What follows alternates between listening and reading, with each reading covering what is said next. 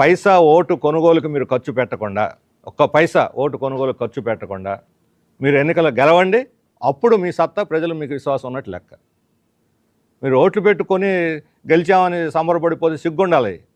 కొనుక్కున్నందుకు సిగ్గుపడాలి. ప్రజాస్వామ్యాన్ని కొనుక్కున్నందుకు. ఈరోజు త్రిపురలో చూస్తున్నాం. త్రిపురలో 100% ఓట్లకు 105%, 110% ఓట్లు పడ్డాయి. ఎన్నికల కమిషన్ నిద్రపోతుంది. బీజేపీ వాళ్ళు అక్కడ పరిపాలనలో ఉన్నారు. రేపు పొద్దున బీజేపీ పండుగ చూసుకొని ఇక్కడ కూడా గుద్ది అవతల పడేస్తారు. బూతులు స్వాధీనం చేసుకుని గుద్దేస్తారు. ఎన్ని ఓట్లోనే ఎనిమిదిలా గుద్ది అవతల పడేస్తారు. 100%, 105%. రేపు పొద్దున మన ఎన్నికల్లో కూడా అటువంటి ప్రమాదం ఉంది ఆంధ్రప్రదేశ్లో. అందుకని ప్రజలు అప్రమత్తమై ప్రజాస్వామ్యాన్ని కాపాడుకోవాలి. ధనవంతులను తిరస్కరించాలి.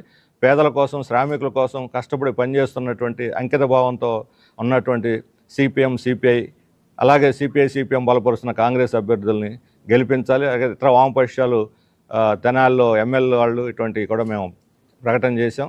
వీళ్ళని బలపరచాలి.